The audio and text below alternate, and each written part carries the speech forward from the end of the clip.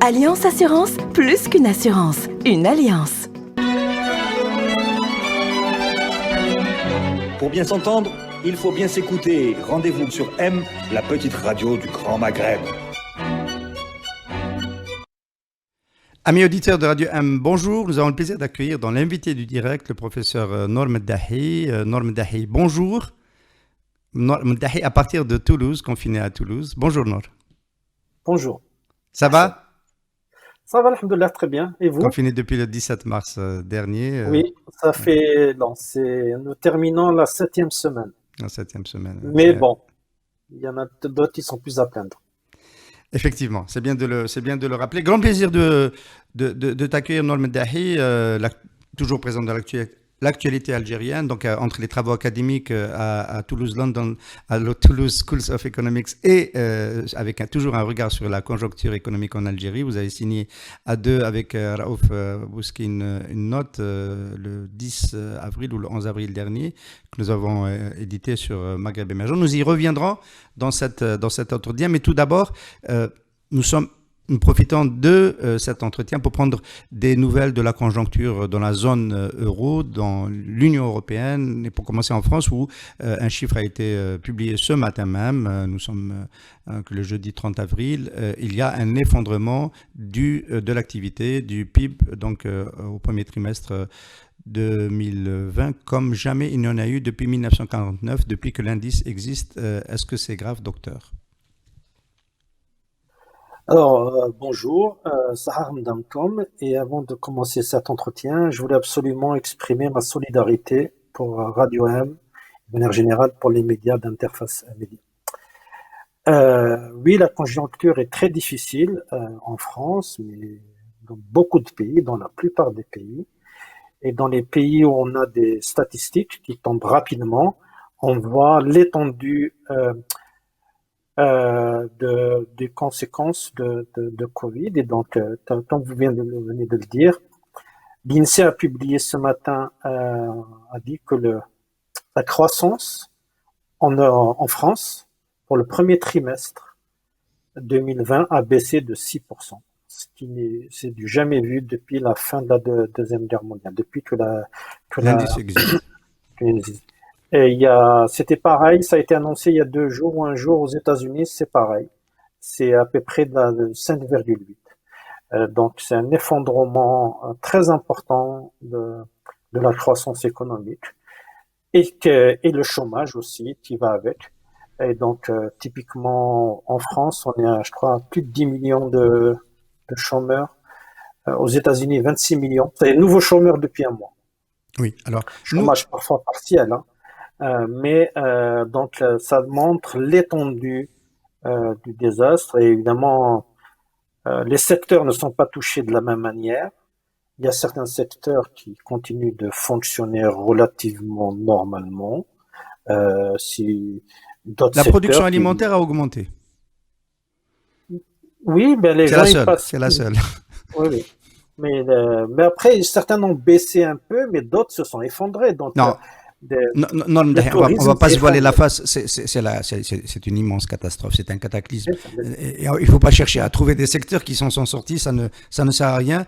Le débat, pourquoi ce qui se passe en Europe et en France en particulier nous intéresse beaucoup, parce que la crise sanitaire déjà a précédé la crise chez nous, donc on a copié un peu les mesures qu'il y a eu en Europe du Sud, et puis les mesures de soutien à l'économie et de remise en marche de la machine vont aussi précéder ce qui va se passer chez nous, et donc ça nous intéresse de savoir comment les autorités économiques et monétaires vont faire face à la crise. Et là, très vite, il y a un credo, dépenses monétaires, dépenses publiques, déficit budgétaire. C'est ça la réponse. Il y a un énorme choc dans l'économie, un choc négatif qui est d'une ampleur inouïe et elle touche d'abord l'économie réelle. La crise 2008, elle a touché d'abord l'économie financière, qui ensuite la sphère financière pour se propager à l'économie réelle. Là, c'est l'inverse. Elle a d'abord touché l'économie réelle et donc on a plein de secteurs qui sont à l'arrêt, complètement à l'arrêt. Et donc, des gens des restaurants, beaucoup de magasins, beaucoup d'entreprises, toute la logistique tout autour, sont à l'arrêt, zéro. Certains ont de la chance, j'ai ma boulangerie à côté, elle me dit qu'elle a un chiffre d'affaires de 20%. Elle est ouverte, mais à 20%. Et c'est ça sur énormément de secteurs, ce qui donne cette baisse de 6%. La réponse, elle est à deux niveaux. D'abord, c'est le rôle de l'État d'intervenir. C'est le seul qui est capable de réagir dans ces cas-là. Comment il fait? Ben, il va aider. Il va aider les personnes et il va aider les entreprises. Pour aider, il faut de l'argent. Certains pays ont de l'épargne et donc elles vont utiliser l'épargne pour payer. Les pays qui n'ont pas d'épargne, ben ils vont emprunter. Et donc c'est le cas des grandes économies, donc les États-Unis, l'Europe, l'Angleterre, le Japon. La Russie, elle a de l'épargne, donc elle est en train d'utiliser l'épargne. Mais pour les grandes économies dont je viens de dire, les États-Unis, l'Europe, l'Angleterre, le Japon, elles s'endettent. Pour être clair Oui. pour nos auditeurs, quand on Oui. dit ces États vont emprunter, parce qu'ils n'ont pas d'épargne, ils empruntent auprès de leur émetteur, auprès de leur banque centrale. Je vais y venir. Donc, ils vont emprunter. Ils vont emprunter auprès de qui? Il peut y avoir des personnes qui ont un peu économisé, mais au fait, ces gens-là, beaucoup avaient déjà leur argent dans la bourse et la bourse a vachement baissé et donc ils ont perdu beaucoup d'argent.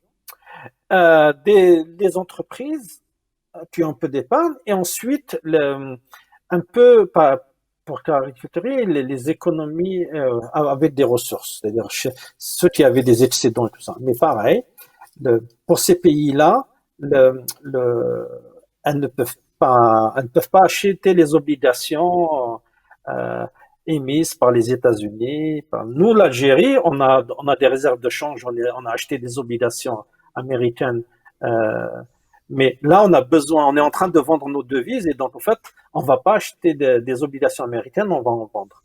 Donc, qu'est-ce qui reste? C'est des banques centrales. C'est des banques centrales qui restent, qui vont pouvoir acheter beaucoup de biens, beaucoup d'actifs financiers, les dettes émises par les États, mais aussi des dettes émises par les entreprises pour que ces entreprises-là ne s'effondrent pas. Oui. Alors, Et comment les banques centrales vont acheter? Elles vont imprimer de l'argent. Et donc, c'est ce qu'on a entendu dire, la Banque centrale européenne, la Banque centrale américaine, et même la Banque centrale Angleterre a annoncé il y a quelques semaines qu'elle va acheter directement les obligations émises par l'État britannique, c'est-à-dire sans passer par le marché. Dans les autres économies, pour le moment, ils passent par le marché, ils n'achètent pas directement, mais la Banque d'Angleterre a dit j'achète directement auprès de l'État britannique. on peut dire à nos amis auditeurs que c'est un dispositif qui existait déjà sous différentes formes. Le quantitative easing aux États-Unis introduit sous Bernanke, ça fait pour soutenir l'activité au moment de la grande crise financière. Et puis la banque européenne sous Mario Draghi qui l'a déployé aussi après la crise des dettes souveraines en 2012-2013. Donc c'est un dispositif qui va être élargi et qui va changer complètement d'échelle. Ah oui, là j'ai lu hier ou avant-hier un chiffre, on en parle de 5 000 milliards de dollars de ce qu'ils appellent le stimulus, c'est-à-dire qu'il va falloir injecter, qui ont été annoncés, qui vont être injectés dans l'économie à travers ces pays-là, et donc il sera financé par les banques centrales, c'est-à-dire c'est les banques centrales qui vont imprimer de l'argent pour acheter toutes sortes d'actifs pour stimuler l'économie. Alors en Algérie, évidemment, le dispositif sera très probablement semblable, sauf qu'en Algérie, on est arrivé à un moment où on a un peu le sentiment que la Banque d'Algérie est en retrait parce qu'elle n'a pas beaucoup communiqué. Vous dites elle a déjà pris un certain nombre de mesures qui méritent d'être valorisées. On peut les rappeler. Donc il y a plusieurs aspects dans le rôle de la banque centrale. Il y a tout ce qui est politique monétaire. Il y a plusieurs paramètres dans la politique monétaire. D'abord, il y a pour le coût du crédit. Donc, il y a le taux directeur. La Banque d'Algérie l'a fait baisser de 0,5%.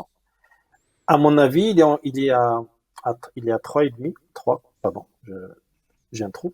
Mais il est encore, à mon avis, un peu trop élevé parce que l'inflation est inférieure à 2%.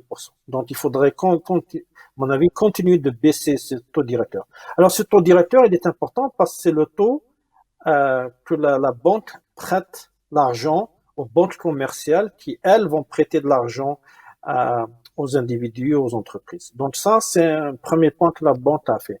Le deuxième point, c'est que comme la banque voyait que les liquidités bancaires commençaient à baisser, elle a baissé le taux de réserve obligatoire des banques. C'est quoi ça? Il y a des dépôts à peu près dans les banques de l'ordre de il faut pas que je me trompe, 100 000, de 10 000 milliards de dinars. Et dans les règles prudentielles de la Banque centrale, il y a une partie de cet argent-là qui est bloqué, que les banques ne peuvent pas utiliser. Il était à 12%, la Banque centrale a baissé à 10% et ensuite à 8%. Et il reste encore, à mon avis, il va continuer de baisser pour dégager des liquidités que les banques pourront utiliser pour prêter à des individus, à des entreprises ou à l'État algérien en achetant... Jusqu'où on peut descendre, professeur Mdahi, pour le réserve obligatoire exigé par la Banque centrale? On est à 8%. En temps de crise, on peut aller jusqu'à 2%. Dans le document que Raouf Bouskin et moi, on avait écrit en 2017, en avril 2017, et qu'on avait remis à l'ancien Premier ministre de l'époque, Sellel, on parlait de plusieurs moyens de financer l'économie. Bon, le contexte était différent, mais et on avait dit que le taux de réserve obligatoire pourrait baisser jusqu'à 2 à 3%. Après, c'est du monitoring, c'est-à-dire c'est de la gestion, c'est la Banque centrale qui peut décider combien. Elle est en train de le faire petit à petit et je pense qu'elle va continuer. Alors, et donc, chaque fois qu'elle baisse de 1%, elle va libérer 100 milliards de dollars qui pourront être prêtés. Étant donné qu'on a 100 milliards qu'elle pourra prêter. On a bien compris que nous sommes dans des mécanismes qui existent, qui ne sont pas encore tout à fait si exceptionnels que ça. La situation va devoir nous demander des financements d'une autre échelle. Alors, ma question, c'est d'abord, est-ce qu'on peut, à ce stade-là du ralentissement de l'activité, avoir une idée des besoins de financement pour financer le déficit budgétaire en Algérie en 2020? Est-ce qu'on peut avoir une idée? Ok. Donc, je vais finir sur la politique monétaire. Il y a d'autres points, mais que je vais juste les mentionner, mais on revient dessus si vous voulez. Il y a le taux de change. Il y a tout ce qui est les règles prudentielles pour les banques en termes de défaut, où la Banque d'Algérie a aussi agi depuis récemment. Donc, je vais oublier ça. Je vais revenir à votre question. Les besoins, si vous voulez, je ne sais pas pour les quantifier dans le sens suivant. Il y a d'abord une loi de finances qui a été faite, qui avait annoncé un déficit budgétaire à peu près, je vais arrondir, de 1500 milliards de dinars, de déficit budgétaire, et un déficit du trésor de 2500. C'est-à-dire il faut rajouter 1000 milliards de dinars en termes, ils ont appelé ça des opérations du trésor.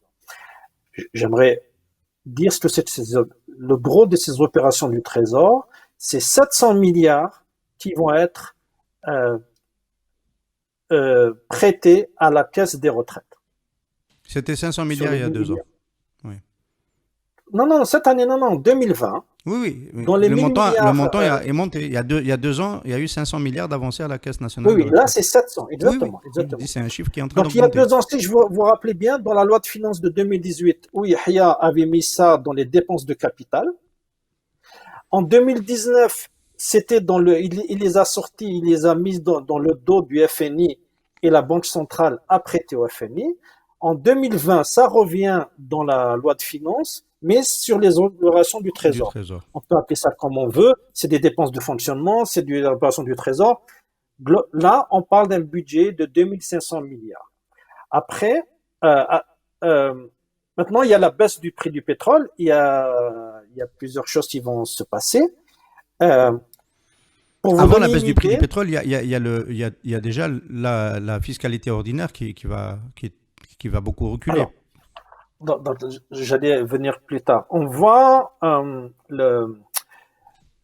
dans les recettes. Alors, parlons des recettes. Il y a deux types de recettes. Les recettes pétrolières, fiscalité pétrolière et fiscalité ordinaire. La fiscalité ordinaire, quand il y a un ralentissement de l'économie, naturellement, il y en a moins qui rentrent. Et en 2019, il y a eu un ralentissement, mais les chiffres qui ont été donnés par l'ONS, c'est que le PIB hors hydrocarbures a augmenté de 1,8%. Il y a eu de l'inflation à peu près de 2%. Donc, en termes nominaux, le PIB hors hydrocarbures a augmenté à peu près de 4%. Et donc, normalement, la fiscalité ordinaire a dû augmenter de 4% en 2019. Et en 2020, bien sûr, maintenant, le PIB, il va prendre un coup sur la tête. Mais ce que je veux dire par là, c'est qu'il faut, quand on parle de fiscalité ordinaire, il faut voir deux effets. Il faut voir l'effet de donc la croissance réelle et ensuite la partie de l'inflation. Quand les prix augmentent, les taxes augmentent naturellement. Donc je pense qu'en 2019, malgré le ralentissement un peu économique qu'on a vu, je pense que la fiscalité ordinaire a augmenté si on compare 2019 à 2018. Pour 2020, on verra ce qui va se passer. Et clairement, le confinement, l'arrêt de beaucoup de secteurs va pénaliser beaucoup l'économie réelle. Donc, le PIB le PIB hors hydrocarbures risque de baisser ou d'être Mais on n'est atteint. pas sur l'échelle des pays de l'Europe du Sud. On n'est pas sur l'échelle, par exemple, de la France. On n'est pas. Non, En je termes de pense baisse. qu'on n'y sera pas. Après, il y a l'agriculture dont il faut faire attention. C'est pas la sécheresse. Ensuite, il y a le BTP qui est quand même À l'arrêt. un gros morceau. Et après, tous les services non marchands, c'est-à-dire l'administration, les importations, tout ça, c'est des choses. Ah, C'est des choses. Alors, Donc, professeur, on va voir. Mais il faut s'attendre à une baisse ou de la fiscalité ordinaire ou bien une stabilité. on va Par contre, laisser la la fiscalité fiscalité, pétrolière pour plus tard, pour finir d'ailleurs, très parce bien. qu'on évoquera l'endettement, le retour Ok. éventuellement au crédit à l'international. Ma question, c'est, on a fini avec le constat, l'évaluation, on a compris que la situation était grave, était sérieuse. Dans les réponses, dans le papier que vous avez signé avec professeur Raouf Bousekine, il y a deux grands chemins, l'endettement interne et la planche à billets, la production monétaire, qui peuvent se rejoindre d'ailleurs d'une certaine façon. Vous voulez privilégier d'abord une autre solution. Alors, d'abord une question, pourquoi vous considérez que l'endettement interne, c'est-à-dire les levées de fonds que l'État peut organiser pour financer ses déficits, on a atteint la marge. 42% de dette publique sur le PIB, en Europe, c'est pas excessif. Vous considérez que pour un pays comme l'Algérie, c'est un plafond qu'il faut éviter de dépasser? Non, il pourrait augmenter, c'est pas le souci. Si vous voulez, c'est un peu c'est un peu aussi la conjoncture et les débats politiques et économiques. Il y a une crispation autour du financement de la Banque centrale. C'est une évidence. Le club des économistes en faveur s'est beaucoup étendu, avec souvent des arguments fallacieux. Mais au niveau institutionnel, J'ouvre une il y a parenthèse ici, encore... professeur. J'ouvre une parenthèse ici pour vous rendre justice à vous et au professeur Mdahi et au professeur Bousekine. Vous avez signé ce papier en avril 2017 pour dire qu'on pouvait recourir à une certaine dose de financement non conventionnel pour faire face au déficit parce que le niveau de l'endettement interne était suffisamment bas. Et puis, vous avez pris le pronostic que ça n'aurait pas une conséquence inflationniste si importante que ça. L'histoire vous a donné raison. Le gouvernement Yahya a abusé, on le sait, de ce levier du financement non conventionnel, 6 500 milliards de dinars mobilisés pour un ou deux exercices budgétaires.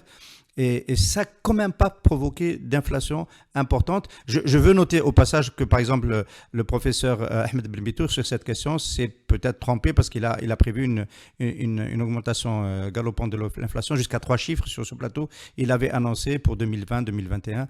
Nous n'y sommes pas. Donc, on va pas expliquer académiquement pourquoi il n'y a pas eu d'inflation, mais je voulais vous rendre disons, ce qui vous revient d'avoir fait ce pronostic. Et donc, mais aujourd'hui, vous dites il y a une tension par rapport à ça. C'est pas le premier recours auquel il faut penser. C'est un mixte. Et si vous voulez, encore une fois, quand vous voyez le président élu qui dit « Moi, je ne veux pas de financement non conventionnel », il n'a pas été à ce point explicite, mais suffisamment explicite. Et quand on voit l'urgence de la réaction, il faut absolument réagir. On a dit, écoutez, il y a peut-être un autre moyen. Mais je vais prendre date, Monsieur Radi Hassan. Ce gouvernement, ce président, s'il finit son mandat, il aura un recours à la planche à billets. C'est une évidence pour moi. Enfin, même beaucoup plus tôt que ce qu'on pense. Faut être réaliste. Bon. Alors, pour qu'on avance un peu vite, vous proposez une solution dans votre papier qui ramène 1500 milliards de dinars au Trésor. C'est la distribution par la Banque d'Algérie d'un dividende exceptionnel réalisé sur les gains de change sur ces dernières années. Mais c'est une mesure qui, en fait, fait fondre complètement les provisions de la Banque d'Algérie. Est-ce que ce n'est pas une prise de risque? Expliquez-nous. Okay. Alors, les provisions, vous êtes chef d'entreprise, donc vous savez ce que c'est qu'un bilan. Et la ligne provision, c'est pour faire face à des risques. De quoi cet argent-là? Donc, c'est l'ancien gouverneur Larksassi qui a, au moment de son départ, il y avait 1600 milliards dans les provisions, et donc là, on en est à 1500. Pourquoi il avait mis ça? D'abord, d'où est-ce qu'ils proviennent? C'est des bénéfices qui proviennent des gains de change. Parce que quand il y avait un excédent de la balance la balance de paiement, il y avait les réserves de change augmentées et c'était la Banque d'Algérie qui achetait ces devises au prix de 75 dinars pour $1 et maintenant elle les revend à 128 en ce moment et donc elle fait des bénéfices. Et donc il y a eu la Banque d'Algérie a donné beaucoup de dividendes à l'État. Elle a augmenté son capital. Elle a augmenté elle a augmenté ses provisions. Donc, c'est quoi le risque majeur auquel fait face la Banque centrale? C'est le taux de change. Il pourrait y avoir, prenons le cas extrême, le prix du baril de dollar va passer à 500, le baril de pétrole va passer à $500. C'est un cas probablement inimaginable aujourd'hui, mais bon, s'il passe là, probablement tout le dinar va augmenter beaucoup. Et donc, au fait, c'est pour ce risque-là que le dinar, la valeur du dinar augmente beaucoup. Et peut-être qu'il aille à 50 dinars pour $1. Et là, la Banque d'Algérie perdrait de l'argent si elle vendait ses devises. Alors, donc, si je peux le dire en 2 mots, si vous proposez d'utiliser ces provisions-là parce que vous considérez que ce risque est peu probable, en fait, c'est le risque que la Banque d'Algérie ait à acheter le dinar beaucoup plus cher. En fait, c'est ce risque qui est protégé. Et ce risque, il est très peu probable. Exactement. Donc, on n'en est pas là. Et du coup, il faut utiliser cette provision-là. C'est-à-dire... Mais ça rapporte que 1500 milliards de dinars au Trésor. On est d'accord pour dire que dans le contexte des besoins de financement qui nous attendent, c'est pas négligeable, mais ça ne répond pas à la totalité de la question. Donc, on va revenir au financement non conventionnel à la planche à billets, ça c'est quasiment sûr. Mais est-ce qu'il ne faut pas, comme le proposent certains économistes, comme le propose beaucoup l'ancien ministre des Finances Ben Khalfa, relancer des levées de fonds? Et ma question, elle est très simple. Est-ce qu'il n'y a pas quand même des doutes sur la profondeur de l'épargne domestique en Algérie? J'ai vu en France aujourd'hui, l'épargne des ménages a augmenté de 4%. Les dépôts en banque ont augmenté de 4 fois, ont été multipliés par 4 parce qu'on a consommé moins dans le confinement, hein, et donc on a déposé plus d'argent à la banque. L'épargne est en train de repartir. Pour ceux qui ont encore du revenu et qui peuvent épargner. En Algérie, si on lance encore des levées de fonds, on risque d'avoir de mauvaises surprises. Ok. Alors, plusieurs choses. Sur les besoins de financement pour cette année, donc nous, on n'a pas forcément recommandé qu'il faut utiliser tous les 1500, ça pourrait être juste une partie. L'autre point, c'est qu'à la fin décembre, si vous voulez, il y avait un reliquat de la planche à billets où Yahya et Loukal ont imprimé 6500 milliards de dinars, ce qui était hors, ils ne savaient pas quoi en faire. On ne comprend toujours pas pourquoi ils ont fait ça. En tous les cas, à fin décembre 2019, il y avait un reliquat de presque de 1800 milliards de dinars. 800 en gros dans les mains du Trésor et 1000 dans les mains du FNI.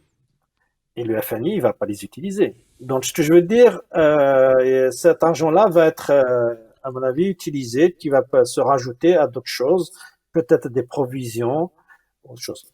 Après, c'est clair qu'ils vont mieux multiplier les financements, même à des petits montants, et donc, moi, je suis favorable à relancer un emprunt obligataire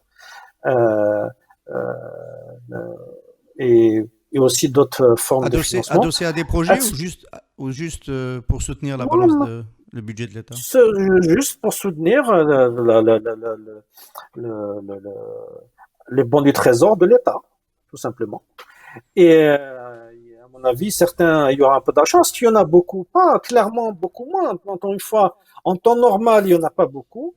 Et avec l'effondrement avec le Covid, ce qu'on voit partout, c'est que les gens, ils consomment moins, donc du coup, ils peuvent peut-être avoir de l'épargne, mais c'est pas clair que l'épargne, ils vont la mettre dans les bons du Trésor. De toute manière, on a un autre problème en Algérie, à deux niveaux. Un, des taux d'intérêt. Il y a beaucoup de gens que, pour eux, c'est contre leurs convictions religieuses. Il va bien falloir, à un moment donné, répondre à cela. Deux, il y a un problème de confiance. Il y a des gens qui n'ont pas confiance dans les banques, qui n'ont pas confiance dans l'État. Et donc, c'est pour ça que on a une masse monétaire très élevée qui est en dehors des banques, à peu près le tiers. C'est-à-dire, on a 5000 milliards de dinars qui sont hors des banques.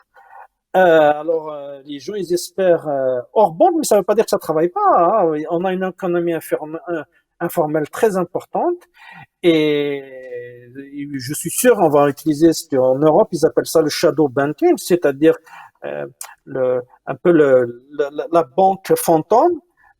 On entend des gens qui disent il lui a prêté de l'argent et ainsi de suite. Donc cet argent-là, les 5000 milliards, ils dorment pas, ils travaillent. Et c'est pas clair qu'on va pouvoir les extraire de là comme ça par un coup de baguette magique. Oui. Alors on pense évidemment, pour passer à des réformes un peu plus structurelles, au recours à ce qui permet peut-être de financer le mieux le déficit budgétaire, c'est donc gonfler les recettes fiscales la fiscalité pétrolière en dévaluant le dinar. Ça a été utilisé au début des années 90. Ça a permis la contre-valeur en dinar du dollar augmentant, les revenus de l'État et du Trésor augmentent. Est-ce que c'est un recours qui aujourd'hui était inévitable et peut-être dès cette loi de finances pour essayer de faire face au déficit? Le dinar ne dépend pas du gouvernement, il dépend de la Banque centrale d'Algérie. Ça, c'était avant. Formellement, c'est encore le cas. Après, est-ce que Non, en théorie, alors en pratique, mais ce que je voulais dire au moment du contre-choc pétrolier de 2014, un dollar valait 75 dinars. Quand l'ancien gouverneur Al-Ressassi est parti en mai 2016, un dollar était à 110. Et donc, il avait déjà dévalué. Al-Ressassi a baissé et c'est de là que viennent tous ces gains de change et tout ça. Il y a un mois, un dollar était à 120 dinars. Ce matin, il est à 128.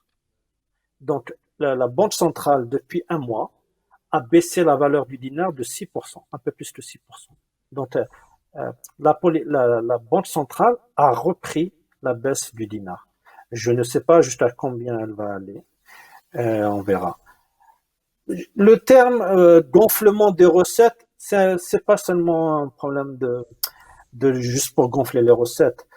C'est que la richesse du pays a vachement baissé pour deux raisons. On vend des hydrocarbures. Les hydrocarbures, le prix du Brent a baissé de 70% par rapport au début de l'année. C'est énorme. Par ailleurs, l'Algérie, dans le cadre de l'accord OPEP, a convenu de baisser sa production de pétrole de 20%. Ça veut dire que la richesse qui va être produite par l'Algérie baisse. Et donc, c'est naturel que le taux de change algérien, que la monnaie algérienne baisse. Prenons le cas de la Russie, qui ressemble un peu à l'Algérie, mais dans le sens où ils produisent, ils vendent beaucoup de matières premières, d'hydrocarbures. La Norvège, leur monnaie elle est cotée. Le prix de la rouble et de la couronne norvégienne, c'est les marchés financiers qui la décident. Et ben le rouble a baissé de 20% depuis le début de l'année. Et c'est pas pour gonfler les recettes, c'est juste le mécanisme naturel que en termes d'échange, la richesse du pays a baissé, donc la richesse qu'elle produit a baissé, et donc c'est normal que sa monnaie. Et donc, si on devait prendre cet indicateur de comparaison avec la couronne norvégienne et le rouble russe, le dinar algérien continue d'être surcoté, compte tenu de la baisse du PIB. Il continue d'être très largement surcoté. Quand on a, depuis 2014, nous avons un déficit de la balance de paiement qui est au-dessus de 10% du PIB. C'est monstrueux. Ça veut dire que le dinar est largement surévalué. Le gouverneur Lachsassi l'avait baissé, après ils ont arrêté, et ben maintenant on n'a plus le choix, ça c'est repris. C'est pas, si vous voulez, il faut bien comprendre que c'est vrai, on parle de pouvoir d'achat, que si on baisse le dinar, l'inflation va augmenter, ce qui est vrai. Mais quand vous avez une monnaie surévaluée, ça a d'autres désavantages. Vous favorisez les importations par rapport à la production nationale. Et donc, si vous favorisez ça, ça veut dire qu'au fait, vous avez plus de chômage. Donc, quand on parle de le pouvoir d'achat, il faut aussi penser à tous les emplois que l'on n'arrive pas à créer parce que le Nous dinar importons est beaucoup à surévalué. cause d'un dinar surévalué. Exactement. On va finir avec, Mon vous avez avis, évoqué la balance des paiements et son déficit. On est obligé de terminer cette émission. On aurait pu faire 2 heures de cours d'économie avec vous, tellement c'est précis et c'est. je ça suis nous bavard, informe je suis désolé. sur la. Mais là, alors, balance des paiements, ça nous fait tout de suite penser au choc extérieur.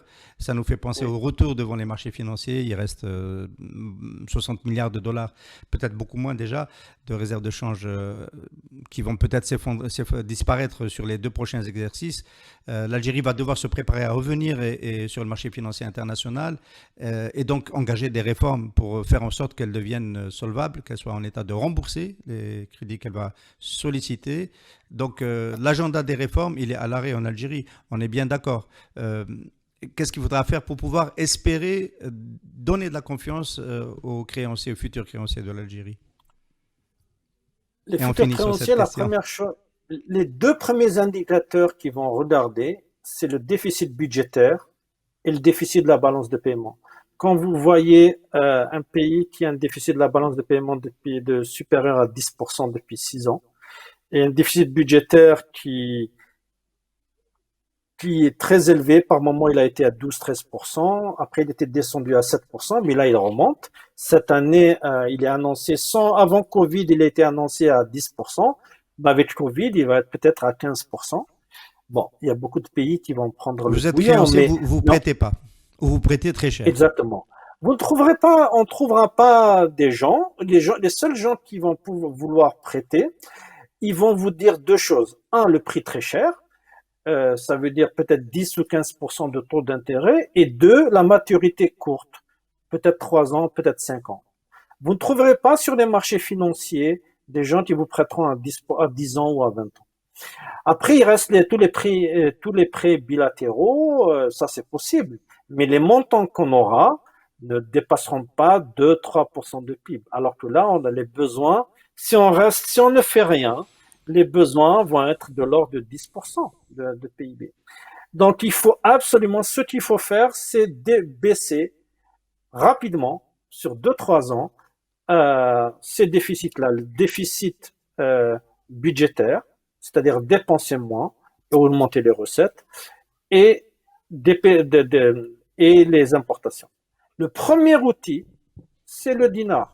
Il n'y a pas que le dinar, mais le premier instrument, c'est le dinar. Et donc, c'est inévitable de faire baisser le dinar. Mon avis que le dinar, en termes réels, il devrait être à $1 pour 160 ou 170 dinars. C'est-à-dire qu'il faudrait une baisse supplémentaire de 20 à 25%. Ceci va générer de l'inflation. Et donc, en termes, je vous dis 160-170 en termes réels. En termes nominal, ça va l'amener peut-être parce qu'il va générer de l'inflation et donc il va falloir continuer de le baisser, peut-être à 190. Et à cela se rajoutera de l'inflation qui va venir des subventions. On sait qu'il n'est pas possible de rester avec des prix de l'énergie, par exemple, particulier de l'énergie. Donc, le prix de l'énergie, c'est inévitable, il va augmenter autour des 3 prochaines années. Et donc, ce qui va générer de l'inflation, c'est qui va faire que le dinar va baisser, il va falloir le baisser aussi à cause de ça. Franchement, si je devais vous donner un pronostic, dans 3 à 5 ans, $1 vaudra 250 dinars. Merci beaucoup, Nour Meddahi. Ce que nous adorons dans les entretiens avec vous, c'est que vous êtes un académique de très haut niveau. Vous travaillez, je rappelle, avec le prix Nobel d'économie Jean Tirole à Toulouse School of Economics. Mes amitiés à Jean Tirole, qu'on a eu le plaisir d'interviewer sur Radio M grâce à vous. Mais tout en étant académique, vous n'avez pas peur de vous engager sur le terrain des préconisations des politiques publiques, de prendre vos responsabilités en tant que scientifique. Et nous vous saluons beaucoup pour ces prises de responsabilité. Merci beaucoup d'avoir été avec nous. Merci de nous avoir éclairés. À très bientôt. Merci, au revoir. Et encore une fois, je tiens à exprimer ma solidarité avec vous. Merci. Alliance Assurance, plus qu'une assurance, une alliance. Pour bien s'entendre, il faut bien s'écouter. Rendez-vous sur M, la petite radio du Grand Maghreb.